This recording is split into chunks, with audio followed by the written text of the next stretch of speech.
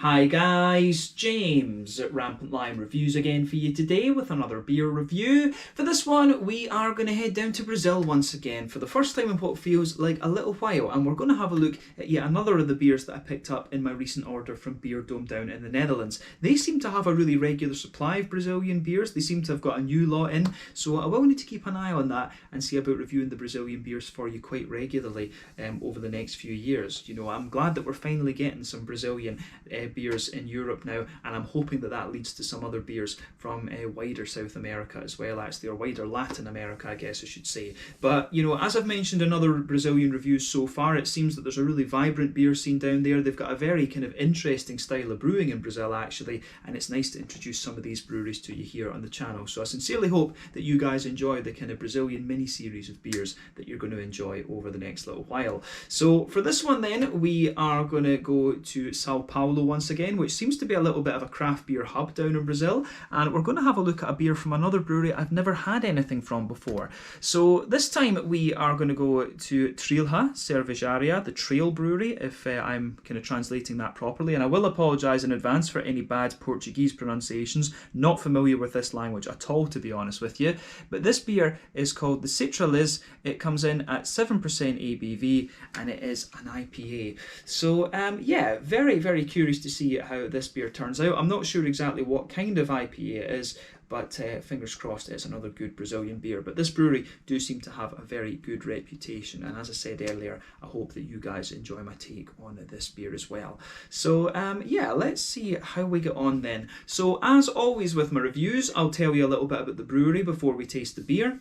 If you want to get straight to the tasting, just fast forward. All the usual links are in the video description below. That's the brewery website, the link to my other reviews that hopefully I can do in the future from Trilha Cervejaria. This is the first time I'm trying one of their beers, as I mentioned, but there's all the usual social media down there. If you want to see more reviews, do please consider subscribing to the channel. The whole channel, of course, has a geography-based tagging system, so you can go into the homepage and search for beer based on country, city, state, county, province, prefecture, whatever it is you're interested in. Do check out the playlists of beers from different countries. There is one there for the Brazilian beers that I've reviewed for you, and that will be added to regularly over the next little while, and I will see about maintaining a fairly regular stream of Brazilian beer reviews, because I do enjoy the beers that are coming out from down there.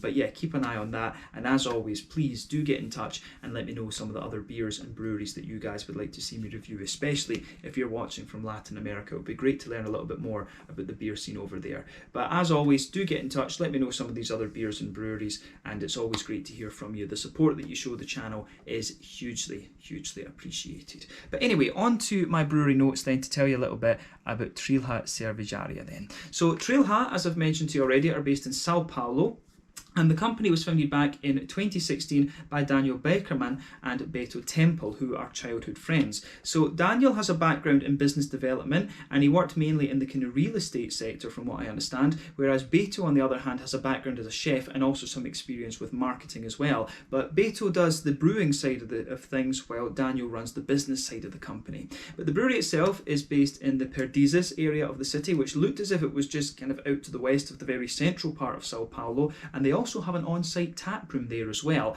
But over the years, they've built up a reputation for brewing beers with lots of different adjuncts, you know, coffee beans, different fruits, and, you know, things like this. But they also have more kind of purist beers like this one as well, from what I understand. This beer is a kind of straight up IPA, from what I've been led to believe. But since 2018, they've also run their barrel club as well, which is where they send out different barrel-aged beers to their customers, and they've just been kind of progressively expanding the capacity of the brewery. But they also offer various different brewing courses that focus on different aspects of brewing. One of them was focusing on yeast, there was one on hops, there was one on malts, and there was one that was talking about all the different beer styles and things as well. And over the course of the pandemic, they seem to have been kind of improving their you know, the logistics side of the company, you know, to get deliveries out there and stuff like that. And they've got a pretty impressive web shop actually as well, that if you're watching from Brazil, you could definitely check out.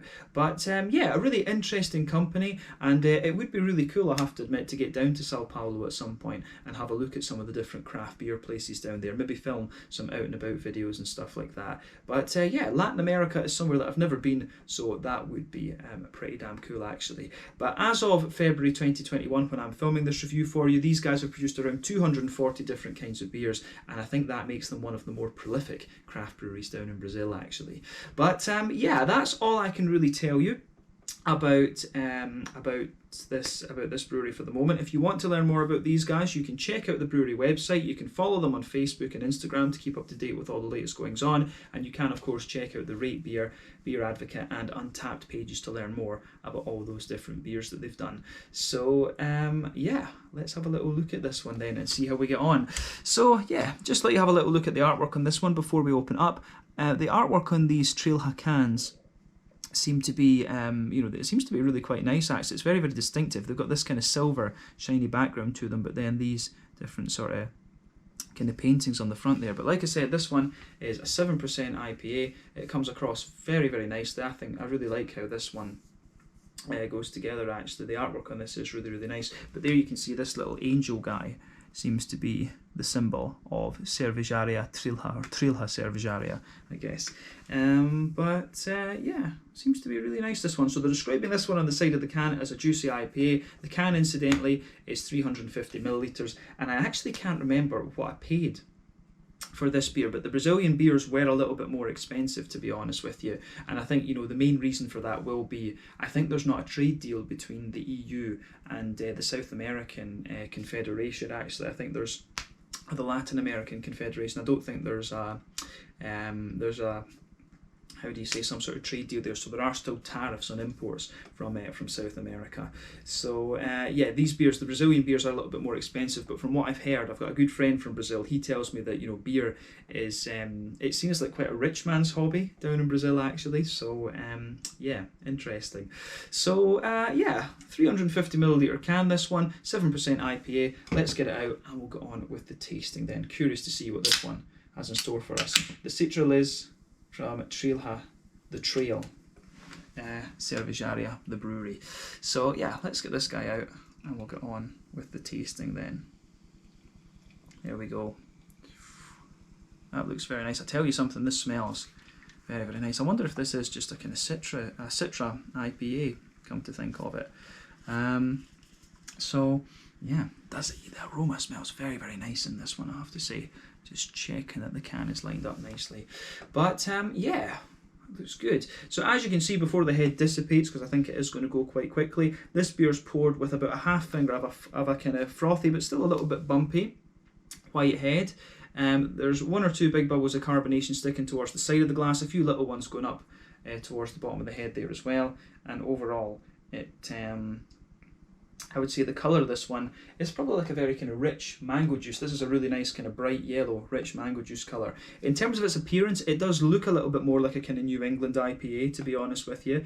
But remember, the colour of your beers are dependent on, one, the type of malts that you use in the first instance, and then two, the length of the wort boil. The longer you boil the wort, the more the sugars caramelise, and thus you get a darker colour out of the beer. But yeah, this one, it really reminds me of a nice kind of mango juice. I always like comparing the kind of New England IPAs to different fruit juices, because that's just really what their appearance reminds me of.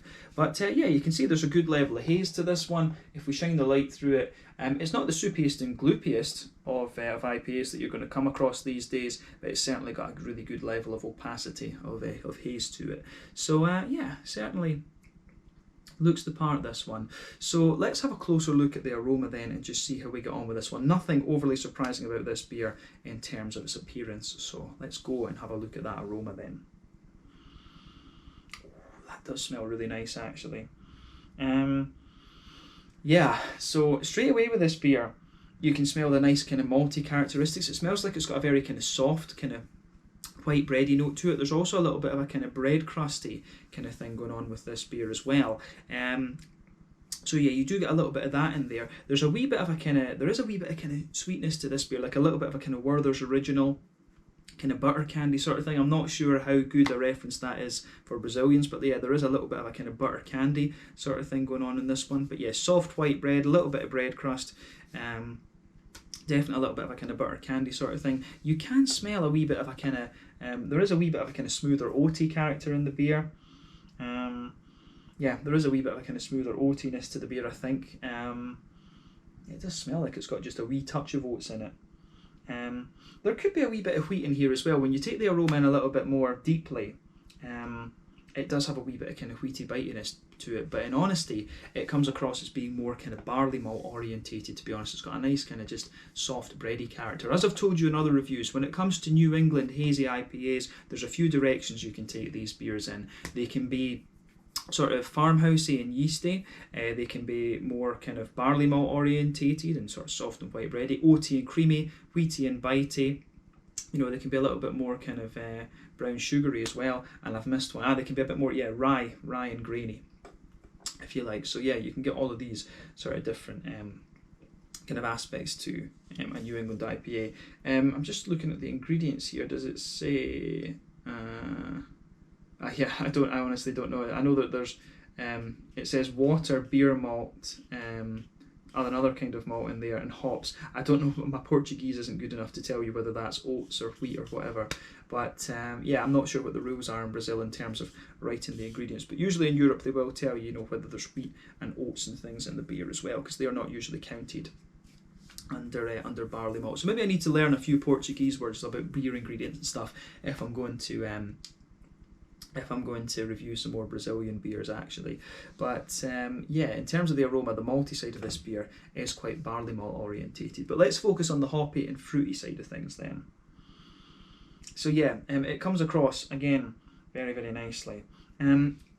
I think as well with this beer coming from Brazil, I will say, it's probably not at its prime freshness, if you like, but it still smells as if it's in pretty good condition. So you get a nice little bit, you do get a nice teeny little bit of earthiness out of this one, but the green component of the beer for me is nice and big and floral. There's a good level of floral aromaticity to this one, a bit of lighter grassiness in there as well. Then you've got some really lovely kind of fruity characters to the beer as well. So yeah, I really like how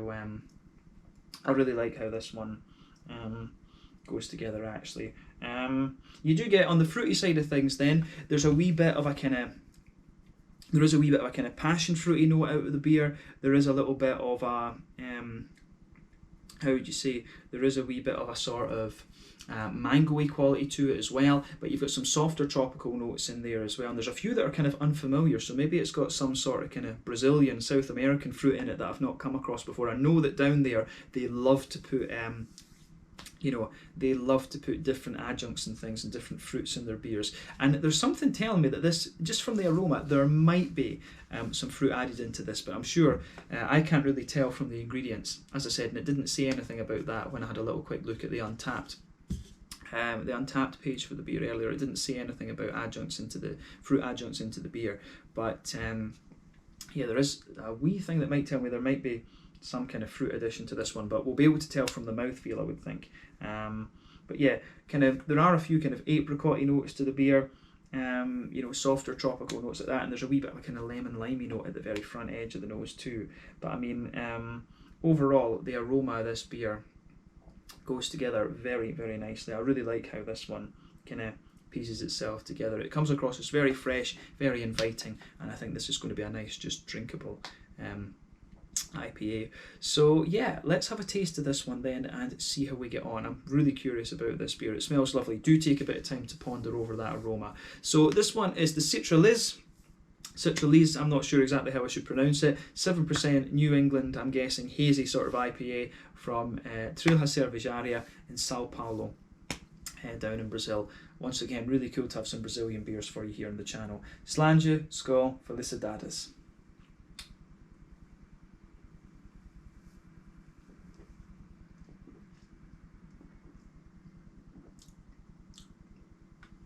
Yeah, that's pretty nice, I have to say. But I'm not surprised, the other Brazilian stuff that we've had recently has been, really solid as well. So yeah, not surprised by this one, to be honest with you, but it's a lovely, lovely beer. And when I make my next Brazilian order, I certainly will make sure I get another one or two from these guys. I'll say that straight away. But yeah, I've not had a bad beer from any of these Brazilian breweries yet, so awesome, absolutely awesome.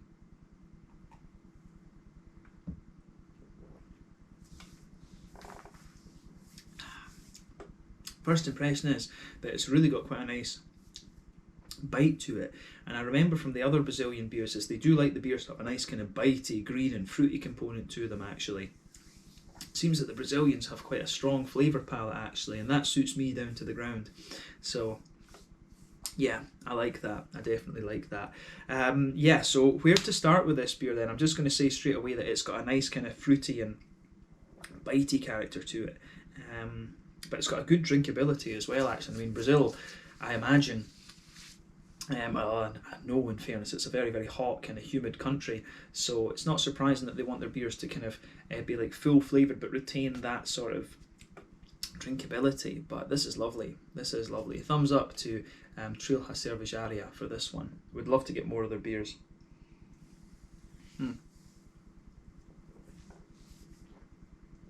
So yeah, let's break down the flavour a bit more and kind of describe it then. So straight away with this beer, you can feel a nice little bit of a kind of sort of pale malty quality. That just blankets the middle of your tongue. The malt base in this beer, incidentally, does feel quite different to other beers that I've had before. I would be curious to know, you know, Brazil's obviously got a lot of agricultural land and stuff like this. I would be curious to know how much malt the Brazil. I know that they're starting to produce hops and things themselves, but I'd be curious to know how many, you know, malteries and things like that they've got down there. That would be a really interesting point to know, because the malt base in this beer feels quite different to, you know, the European and American stuff that I've had. So yeah, that's an interesting point too. But yeah, straight away with this beer, you get a nice kind of soft white bready backbone that just blankets the middle of your palate. The further you advance into the flavour of this beer, it sort of thickens up a wee bit. Like, this beer feels as if, as an IPA, it feels as if it's kind of a bit wheaty orientated. You know, if I was blind tasting this, I think, you know, I would maybe want to say that this is like an old school sort of wheat IPA. You don't see wheat and white IPAs all that often anymore, but that's what this beer really reminds me of, to be honest with you. It seems like it's quite a wheat orientated IPA, and it's interesting because the wheat didn't come out all that much in the in the aroma of this one. So yeah, but yeah, middle of your palate, like I say, you've got a kind of soft white bready base to it. On top of that, it kind of thickens up and you start to get more of the kind of wheaty notes, and as you reach that kind of border region between middle third and back third of your palate, there's a wee touch of a kind of bread crusty thing there. But on the back third of your tongue, there's a really nice kind of thicker wheaty component to the beer. You can feel on that back third of your palate, it really does kind of thicken up a wee bit.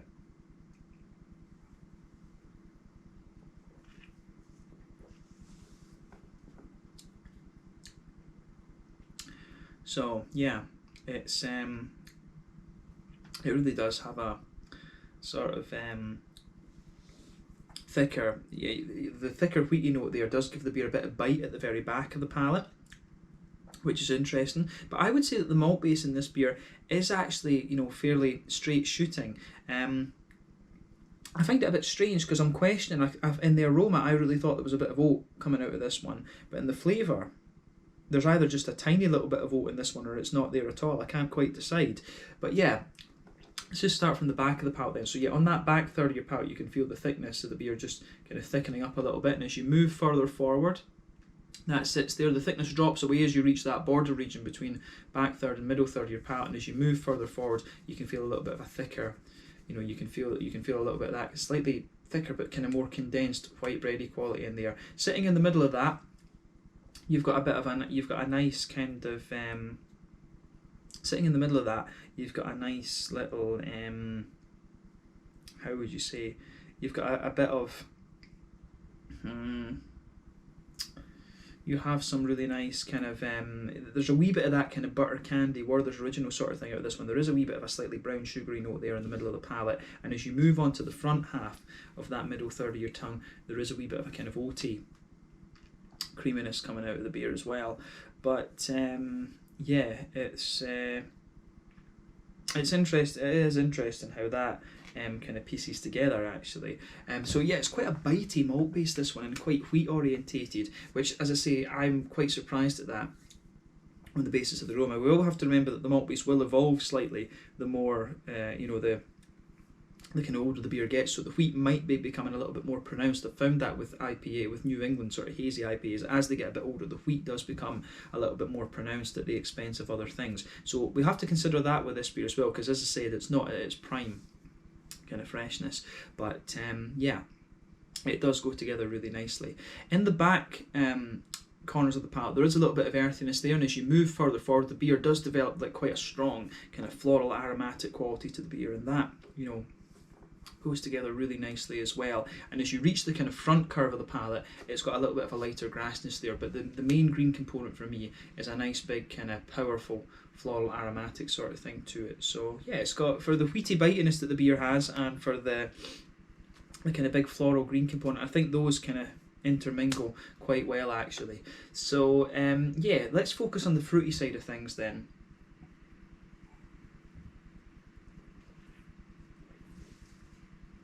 So yeah, as I always say, on that front third of your palate, there's a nice oily bubble where that juicy fruity ester, those juicy fruity esters from the hops just roll their way out of the beer. So if you go to that border region between front third and middle third of your palate, you do get a wee bit of a kind of thicker bready note there as well. There's a wee touch of bread crusty note, and then you do get a wee bit of a slightly more kind of concentrated citrus. So at the back of that front third of your tongue, there's a wee bit of a stronger passion fruit there. Then as you move further forward, the passion fruit sort of mellows out a little bit. You start to get some more mangoes, and you can feel like a little bit of a kind of softer tropical fruit in there as well. And as you reach the kind of front edge of the tongue, it's got a wee bit of a kind of lemony limey type quality to it as well. So you know, I really like how this whole thing goes together. Actually, it's a very, very nice tasting beer in my mind. It's got some really as I said, it's got some very, very nice kind of just more bitey qualities to it. I think the kind of zest that the beer has, the kind of zest that you get on the kind of front edge of your tongue with this beer goes together very, very nicely.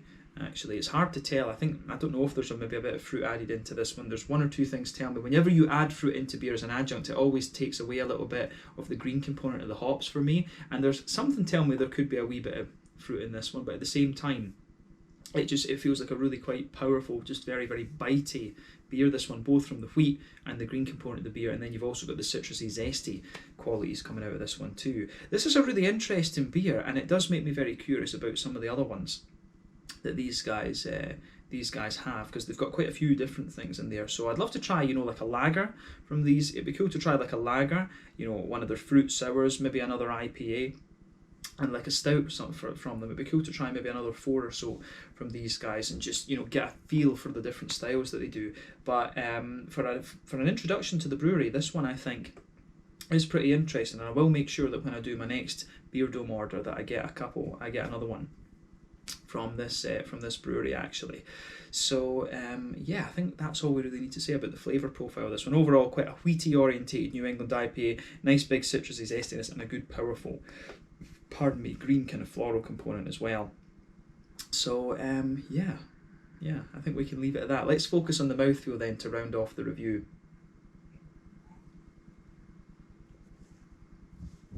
So for me, this is a nice kind of